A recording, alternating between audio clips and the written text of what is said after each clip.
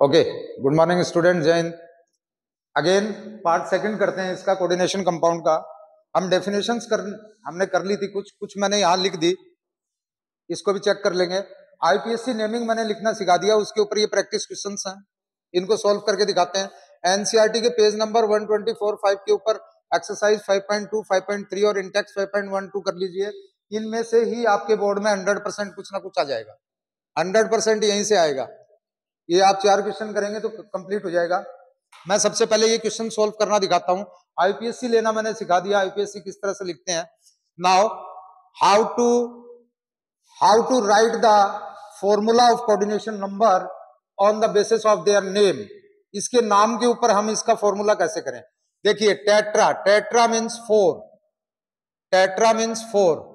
अमीन मतलब NH3, इस तरह से कर लेंगे। एक्वा बताया था मैंने, वाटर, इससे पहले कुछ नहीं लगा, मोनोडाई कुछ नहीं लगा, तो इसका मतलब इट्स सिंगल। अगेन इससे पहले भी कुछ नहीं लगा तो क्लोराइडो मैंने बताया था Cl। Cobalt central metal atom होता है और इधर लिखा जाता है O, छोटा लिखेंगे। इसकी 3+ है, ये प्लस में ही लेना है, 3 है तो इधर 3 लिख दो। ये पूरा एक नाम हो गया बिना स्पेस। फिर स्पेस के बाद क्लोराइड है तो यह स्पेस के बाद क्लोराइड है, इससे पहले कुछ नहीं लिखा हुआ है, इसका मतलब ये बॉक्स है। इस तरह से हम बना लेंगे। और after that you should be assume that this chloride is X, hence X plus this one -1 plus this one 0 plus this one 0 plus this one +3। ये मैंने 0 क्यों लिए, लिगेंड्स की क्लासिफिकेशन में आप जाके देख सकते हैं, बोथ आर न्यूट्रल 0, ये -1 then -1। It means X is equal to -2। यहां माइनस हमारे काम का नहीं है, 2 है, उसको 2 को इधर लगा दो। इस तरह से हम लिखेंगे।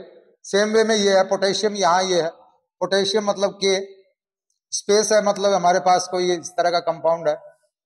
टेट्रा मीन्स 4, ऑक्जेलेटो मतलब OX, OX को मैं C2O4 भी लिख सकता हूं, इनका एक ही मीनिंग है, कुछ भी लिखें। अगेन मेरे पास कोबाल्टेट यानी CO, ठीक है। अब क्वेश्चन बस यही रहता है कि K कितने हैं इसमें, तो K के लिए ये 3 को इधर रख लो, इसके ऊपर +3 लिख लो, इसको X मान लो। OX ऑक्जेलेटो 2 माइनस होता है, ये -2 होता है, तो माइनस का 2 × 4, sorry tetra hydroxido, again हाइड्रोक्साइडो।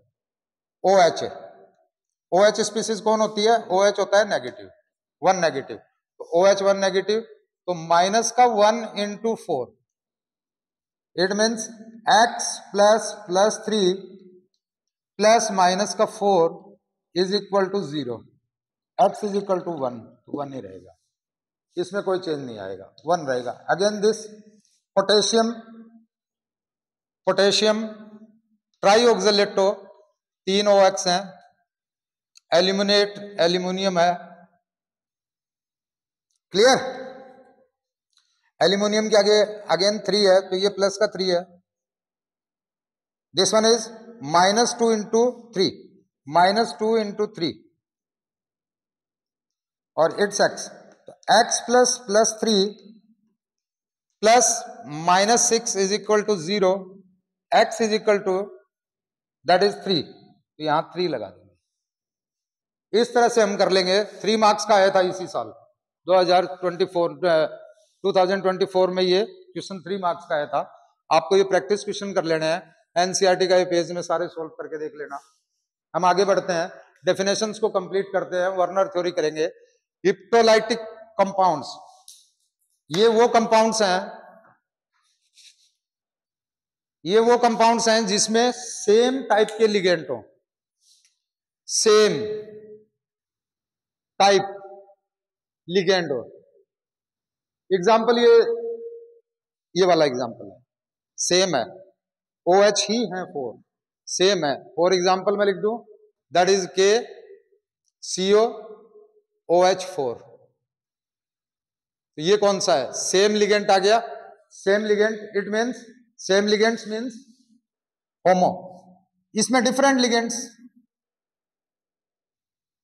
Example ये आपके सामने एग्जाम्पल है, ये डिफरेंट लिगेंड्स है 1 2 3, there are total 3 type of ligands, that is NH3 H2O, Cl, these are the different type of ligands. So it is included in heteroliptic complexes.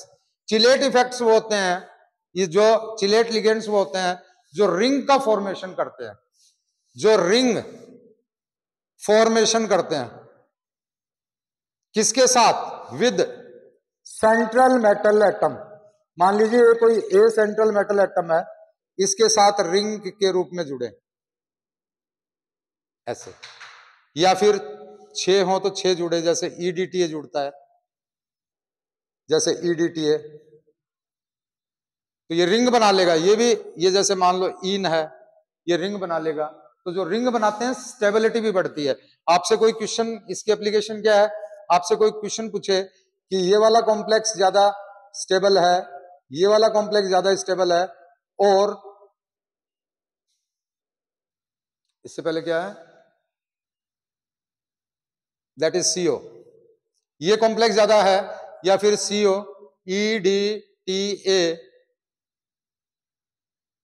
EDTA K2, कौन सा ज्यादा complex, कौन सा ज्यादा stable है। तो देखिए इसमें सारे मोनो लगे हैं, इसमें पॉली लगा है, तो ये वाला चिलेट इफेक्ट बनाएगा, तो ये ज्यादा स्टेबल होगा। इस तरह से आप देख भी लेंगे। क्लियर। सेंट्रल मेटल एटम हम कर चुके हैं, जो डी ब्लॉक से आते हैं, इलेक्ट्रॉन की डेफिशिएंट है, लेविस एसिड है, ये भी हम कर चुके हैं। कोऑर्डिनेशन नंबर भी हम कर चुके हैं।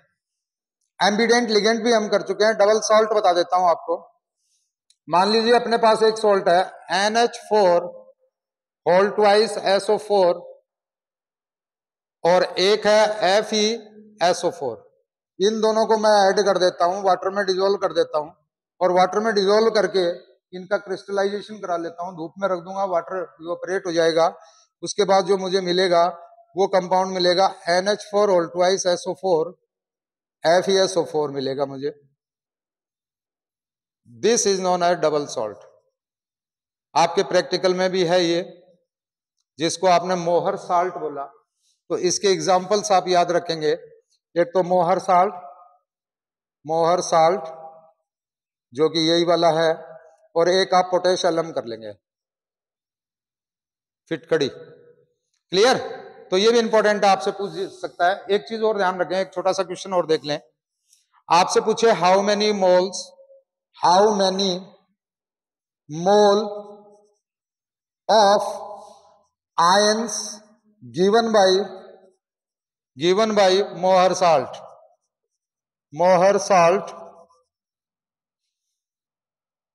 इन aqueous सॉल्यूशन।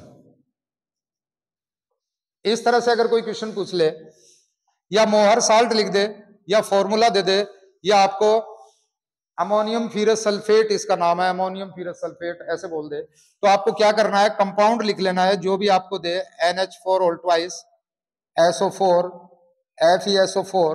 आप इसमें वाटर डालेंगे तो ये टूटेगा, ये ब्रेकडाउन होगा किसमें, आपको 2 मिलेंगे NH4 पॉजिटिव, एक मिलेगा इधर ये सल्फेट, जब ये टूटेगा, इधर से FeSO4 2+ मिलेगा, FeSO4 Fe2+ मिलेगा, और साथ में SO4 2- मिलेगा। तो टोटल आयन कितने हुए, ये 2 1 जा 2, ये हुए 2 मोल, ये हुआ 1 मोल। देखो इधर 1 लिखा है, कोफिशिएंट 1 है तो 1 मोल, ये भी 1 है तो 1 मोल, ये भी 1 है तो 1 मोल। टोटल नेगेटिव के मोल मिले मुझे 2 मोल, 1 मोल ये और 1 मोल ये, और टोटल पॉजिटिव के मुझे मिले 2 + 1 3 मोल। इस तरह से टोटल मुझे मिल गए 5 mole of ions. 5 mole ions के मिले हैं। तो इस तरह का कोई छोटा मोटा क्वेश्चन आए तो आपको सॉल्व कर लेना है, कोई भी आए तो आपको कर लेना है। जैसे NaCl का पूछे तो NaCl 2 आयन देगा, एक पॉजिटिव आयन दे देगा, एक नेगेटिव। ओके, एक ये जैसे ही आप चैप्टर स्टार्ट करते हैं उसके फर्स्ट पेज पे ही लिखा हुआ है क्लोरोफिल में कौन सा सेंट्रल मेटल एटम होता है, ब्लड में कौन सा सेंट्रल मेटल एटम होता है और B12 में सेंट्रल मेटल एटम कौन होता है, ये सारे ही एक कोऑर्डिनेशन कंपाउंड से बने हुए होते हैं। और इसके अंदर जो है वो है मैग्नीशियम, और इसके अंदर है आयरन, जिसकी वजह से रेड कलर आ रहा है, और B12 में आ जाता है आपका कोबाल्ट, सॉरी निकिल। क्लियर? तो ये आपको ध्यान रख लेने हैं, ये भी कभी कभी 1 मार्क्स में आपसे पूछा जा सकता है। सॉरी ये कोबाल्ट ही रहेगा, कोबाल्ट। तो मैग्नीशियम क्लोरोफिल में, आयरन में, ये आयरन ब्लड में, एंड कोबाल्ट B12 में, आपको ये ध्यान रख लेना। अब मैं नेक्स्ट टॉपिक कराता हूं, वर्नर थ्योरी। वर्नर थ्योरी पे भी 1 मार्क्स का क्वेश्चन आता है काफी बार, और कैसा क्वेश्चन आएगा और उसकी क्या ट्रिक है वो ट्रिक भी आपको बता देता हूं, वो ट्रिक भी आपको काम आ जाएगी। एक ही तरह का क्वेश्चन आता है सिमिलर वे का, और वो कौन सा रास्ता है वो भी मैं आपको बता देता हूं। Okay, Werner.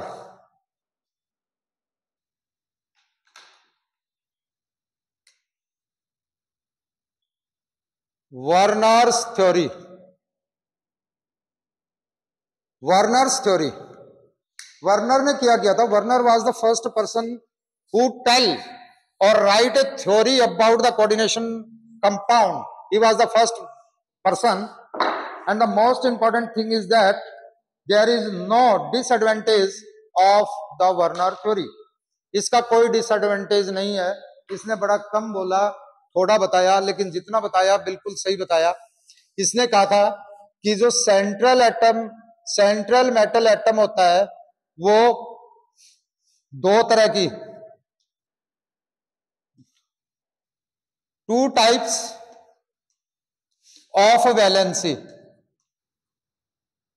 2 तरह की वैलेंसी दिखाता है। पहली दिखाता है प्राइमरी वैलेंसी, जिसको 1 डिग्री भी बोल देते हैं, प्राइमरी वैलेंसी, और एक दिखाता है सेकेंडरी, यानी 2 डिग्री वैलेंसी। इस प्राइमरी वैलेंसी को आजकल हम ऑक्सीडेशन नंबर बोलते हैं, और इसको हम कोऑर्डिनेशन नंबर बोलते हैं। ये जानते हैं आयोनाइजेबल होती है,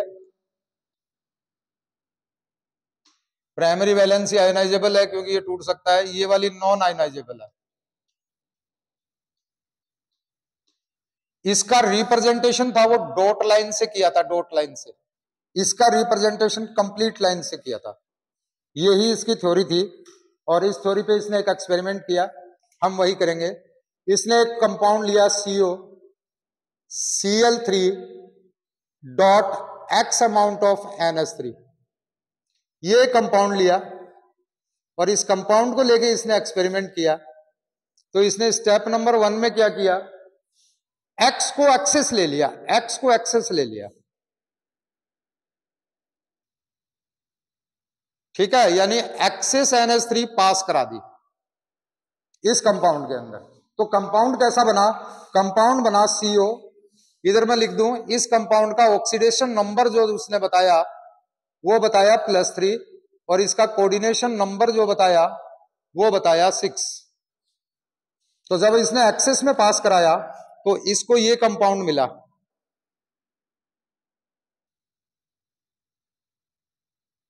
ये कंपाउंड मिला।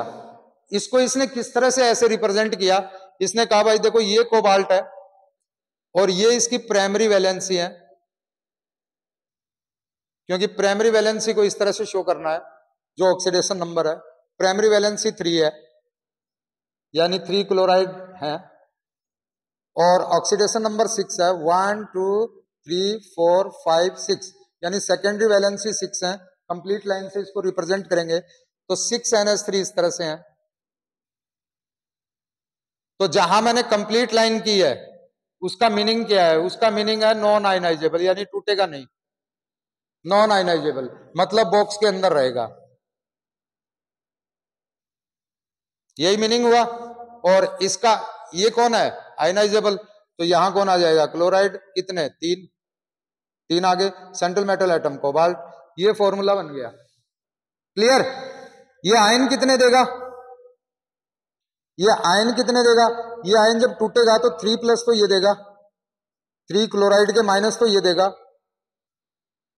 और क्या देगा, एक दे देगा ये 3, ये वाला, यानी कि इसको लिखूंगा मैं CONH3 होल 6 के ऊपर -3, तो 1 मोल तो नेगेटिव मिलेगा, क्योंकि यहां 1 ही है ना, ये 1 है, तो ये 1 मोल ये मिलेगा, और 3 मोल जो है they are of negative charge.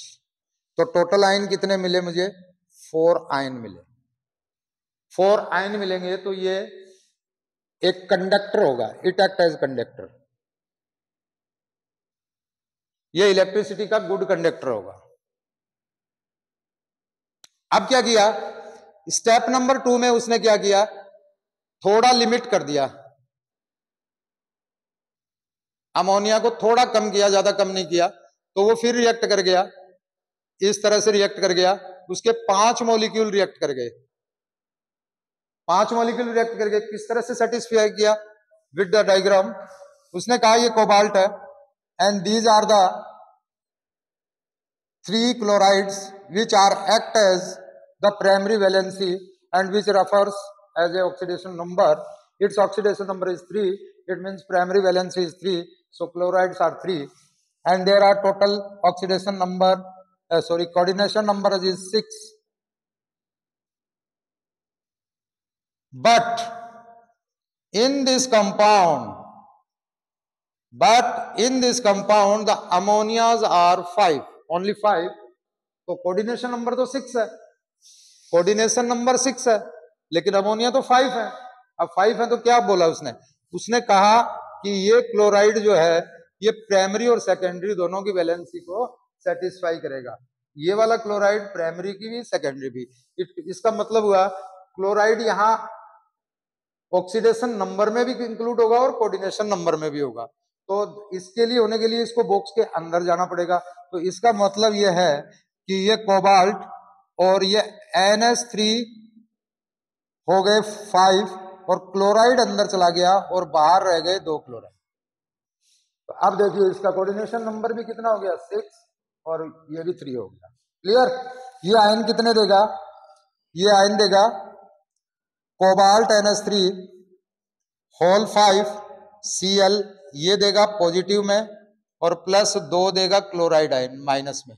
It means here is +2, तो ये भी 1 मोल मिलेगा और ये 2 मोल मिलेगा, तो देयर आर टोटल 3 मोल्स। अगर ये 3 मोल्स हैं and it gives ions in the solution, hence it is also a good conductor. Okay, अब इसने क्या किया, फिर थर्ड स्टेप में क्या किया, और लिमिट कर दिया, लिमिट में और कर दिया, और करने से ये इस तरह का बन गया, होल 4 बन गया। इट मीन्स कोबाल्ट, ये इसकी 3 वैलेंसी हैं क्लोरीन के साथ, और ये 4 हैं, 1 2 3 4 NH3 है, 4 NH3 है। इट मीन्स ये कोबाल्ट अब ये वाला भी सेकेंडरी वैलेंसी करने लगा, ये भी। It means the compound will be like this, it is NH3 whole 4, 2 chlorine अंदर आ गए और 1 ही क्लोरीन बाहर रहा। इट मीन्स ये आयन कितना देगा, ये आयन देगा, 1 आयन ये और 1 ये, 2 आयन देगा।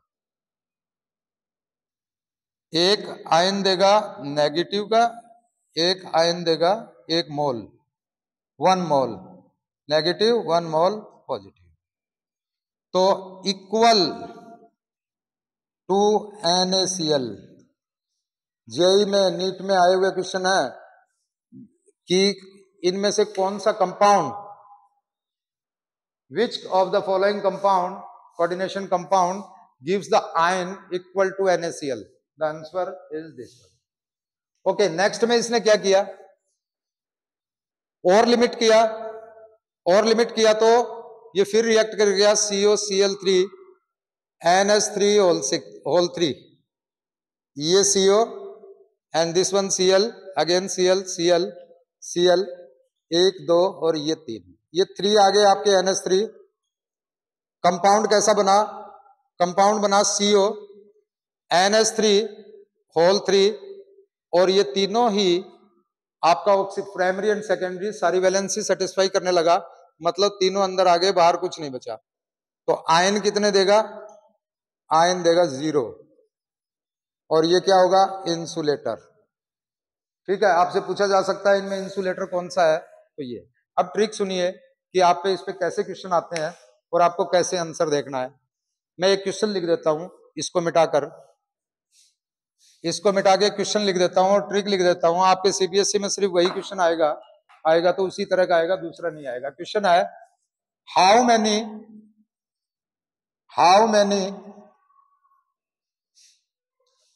Many moles of AgCl PPT given by कोई एक कंपाउंड ले लेता हूं, ये ले लेता हूं मैं, CONH3 Cl3, ठीक है, when it react with AgNO3।